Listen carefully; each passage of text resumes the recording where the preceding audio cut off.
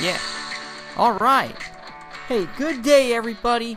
This is Luke to Infinity. I am your host, Luke, and I'm joined with everyone's favorite sound guy from the Luke and Me Show, Harry.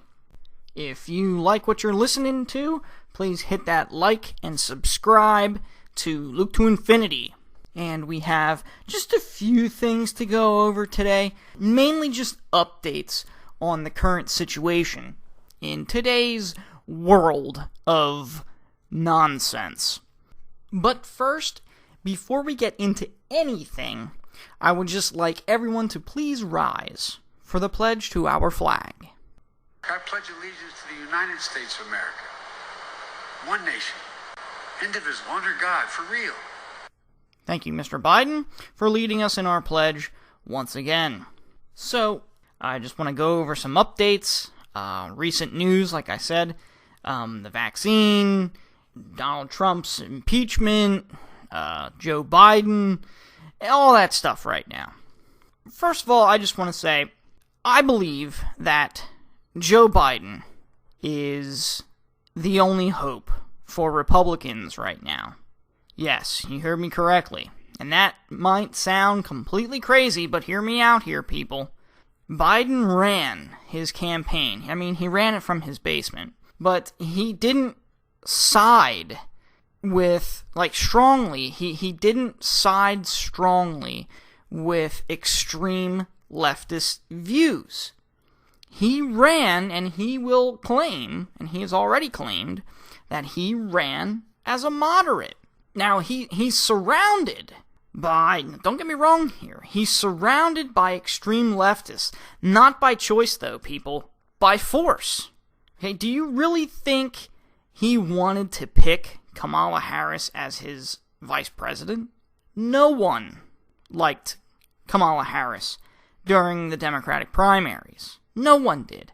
She got, 2% of the vote during the primaries, and didn't win a single state, not even her own state, in the primaries. And secondly, Biden is racist. Do you think he wanted to pick a person of color as his vice president? Okay, this was a guy who sponsored the Violent Crime Control and Law Enforcement Act of 1994. And basically what it led to was mass incarceration of people of color. And here's a clip of him that basically either he doesn't know what he's talking about, or he does know what he's talking about, and he's just completely racist. Here's what he says. Poor kids are just as bright and just as talented as white kids. So, poor kids are just as bright and just as talented as white kids. So, he's saying that white kids are not poor, and that every other kid of a different color is poor. So, he's racist, and there's plenty more sayings of Biden being racist. But going back to what I said about Biden being the only hope for Republicans, now let me explain my thinking here. He claims he's a moderate, and was completely silent, mainly, during the Black Lives Matter riots, because he knew that if he came flat out and supported the riots, he would have been viewed as an extreme leftist. Now, Kamala Harris, his VP, did and does support, because they're still going on, so she did support the riots back when they were at their biggest, back in June and July. And she also, she donated to these groups. She supported the riot and looting. And she said that these people should be rioting. And she wanted to join. But just wait. Okay, just wait till after Biden is in office. Okay, all of the Democrats. Alright, because what's going to happen now is that now the president is a Democrat. And the House of Representatives is majority Democrat, and the Senate is 50-50, but come on, people, let's be real about this. It's Democrat, okay? Since the Democrats have basically all three chambers right there. All of them will just be at each other's throats. And they're all just going to be grabbing for as much power as they possibly can. And in doing so, they're going to end up stepping on each other's feet. Not literally, but politically they will be. Because they're all going to be reaching for as much power as they can get. Now, they will try to do things behind Joe Biden's back, or without his approval. And I honestly think he will shock the world, and he'll call it out, or he won't go along with it. Not because he's smart, and because he'll know that the Democrats are trying to do stuff behind his back, or without his permission. He'll call it out because he won't know what it is, and because he's dumb. It won't happen. The Democrats will try to throw him out because of that. They'll say that he doesn't know what he's doing, he forgets a lot of things, we talked about this many times, and all of a sudden he is forgetting what we talked about. And, well, his cognitive, it's declining. He's not fit. His health is very bad. And then they'll try and get him out of there. The circus is in town, people, and they are going to be setting up in Washington, D.C. on the 20th. Hear me out on that.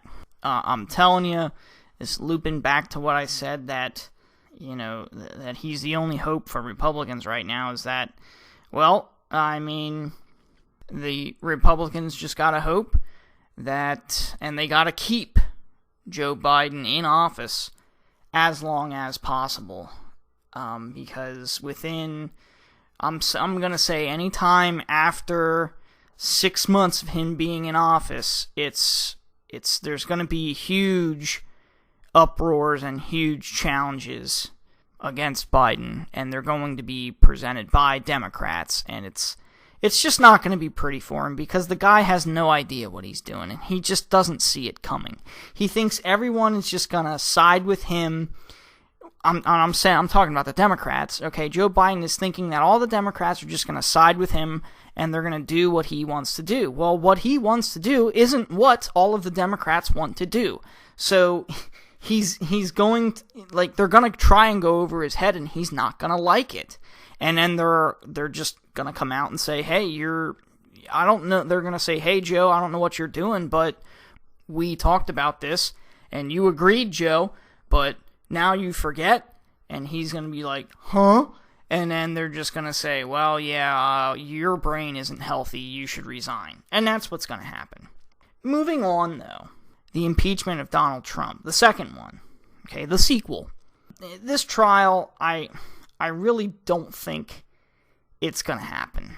And even if it does, and I've mentioned this on the last Loop to Infinity, but it got through the House of Representatives, no shocker there. Surprisingly, there was the same amount of people voted against it as the first one. It was 197, and they were all Republicans that voted against it. But there were 10 Republicans that joined it this time, which is why the numbers seem a little higher in favor for. But if you're thinking about it, and if this inciting this riot was as bad as the Democrats were claiming it to be, you would think that there would be a lot less people voting against it. But there were 197, the same exact amount as the first impeachment. 197 people voted against it in the House of Representatives. So there you go with that, okay? If it was bad as everyone was saying, as Democrats were saying it was, then you would think there'd only be like 5 people that voted against it. No, same amount. So the impeachment in the House, it's whatever, okay?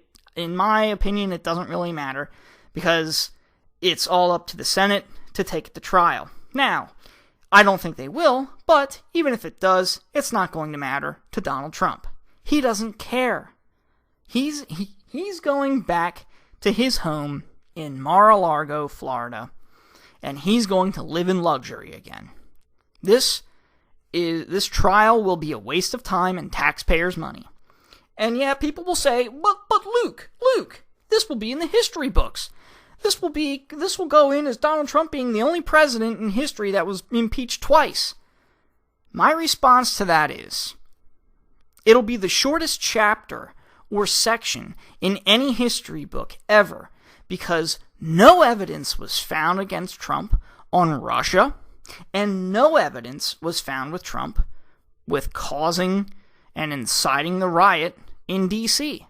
If there was actual video evidence or an audio clip or something, the media would be playing it on loop right now 24/7.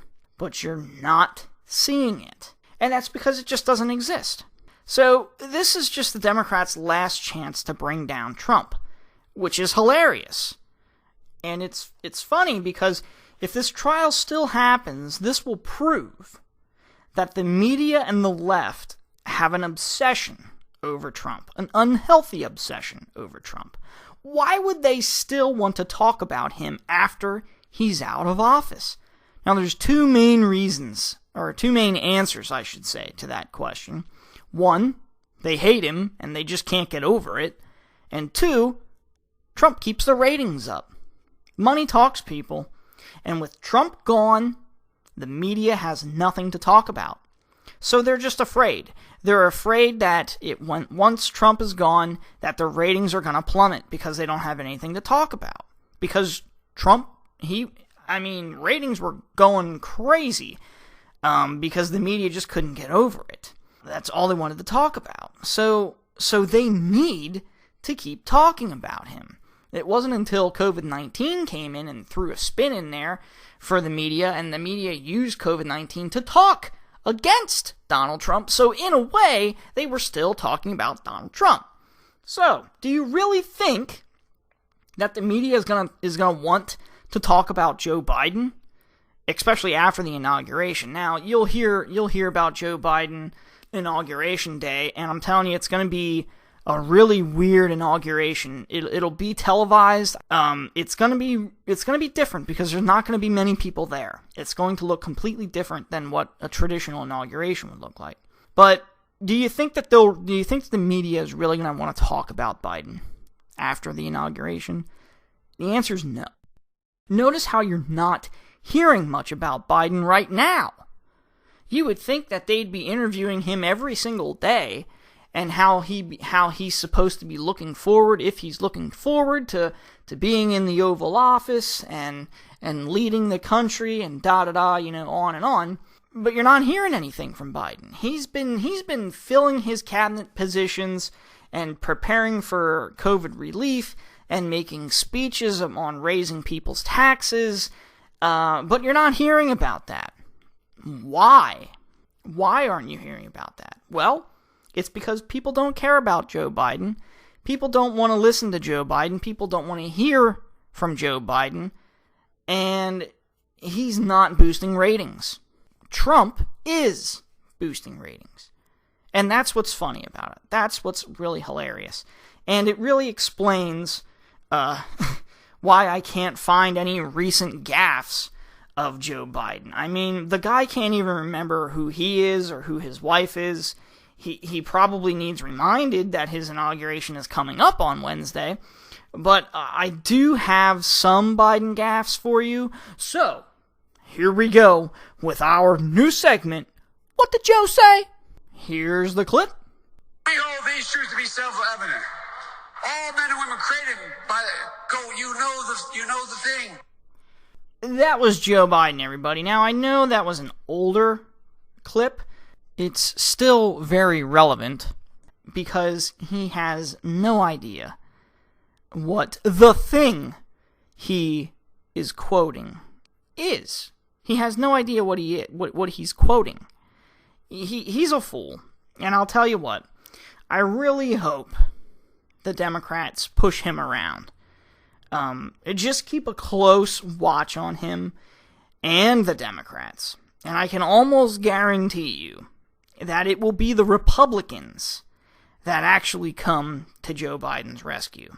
We hold these truths to be self-evident, that all men and women are created by the thing, that thing. He doesn't know. He really doesn't know. So that was our segment. What did Joe say? I hope you enjoyed it. And you can just loop it over and over again if you want, because he has no idea what he's saying. Now we're going to move on to the last thing that I wanted to just go over some updates on. And it's updates on the COVID-19 vaccine. Yeah. Here was a recent article that I found, okay? And it says, this is from USA Today. And this was from January 11th. And the title of this article says, record low flu cases show how COVID-19 is more contagious and less forgiving, experts say. Notice this, record low flu cases because of COVID-19? Yeah, this is an interesting article. And the very first sentence says, as COVID-19 raged last year, the seasonal flu all but vanished, according to data from the U.S. Centers for Disease Control and Prevention. That's the CDC, people. Record low flu cases. The flu all but vanished. How convenient and awesome is it that COVID-19 pretty much just eradicated the seasonal flu? I think that's awesome. Here's how much of an impact COVID-19 had on the flu. So get ready for this, people. Get ready for this. This is from the CDC. During the 2019 flu season, from September 29th to December 28th, the CDC reported more than 65,000 cases of influenza nationwide. During this same time period, this flu season, the agency reported only 1,016 cases. That is a 99% decrease in flu cases just in 1 year. 99%. If it would have been 100%, then that means flu would have been gone. But a 99% decrease in flu cases. And this is according to the CDC. Not me, okay? That's what they put out there, all right? And it was reported by USA Today. So it almost makes you want to think and just do a little, a little brain exercises and thought exercises.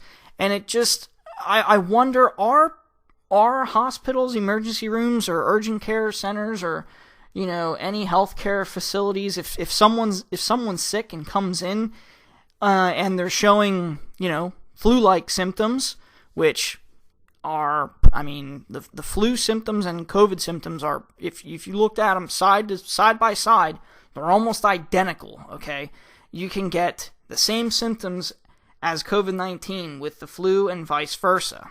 But I'm almost wondering, my question is, are these places just testing for COVID-19? And I almost want to see the data, which I'm sure hasn't been happening, but I want to see if people are getting tested for both flu and COVID-19 if they go in to these, health facilities and they get and they're sick and they have these symptoms. Are they getting tested for both or just the one? Which would lead to the possibility that maybe people actually do have the flu and they could possibly still have COVID-19. I'm not saying that they don't have COVID-19, but what I'm saying is that it could be a combination.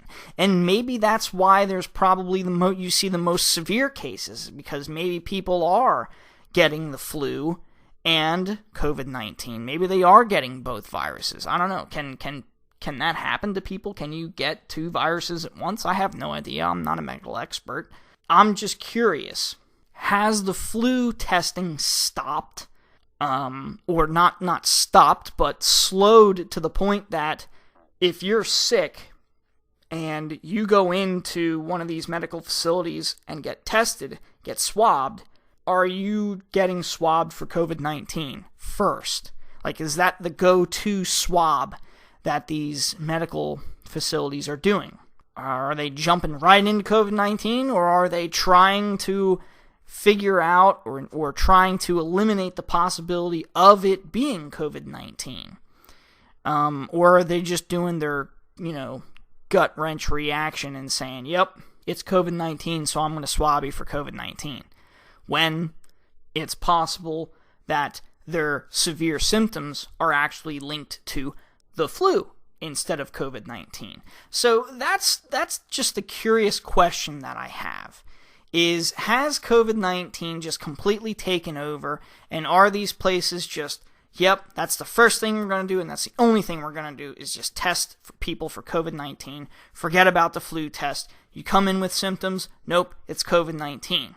I really want to see if there is any data, and I'm really going to do the digging on this, because that huge change, a 99% decrease in flu cases, that throws up just a little red flag, maybe not a red flag, but an orange flag, saying that that's a little suspicious, I think. I'm not trying to say anything, I'm not trying to downplay COVID-19, but what I am saying is that really possible?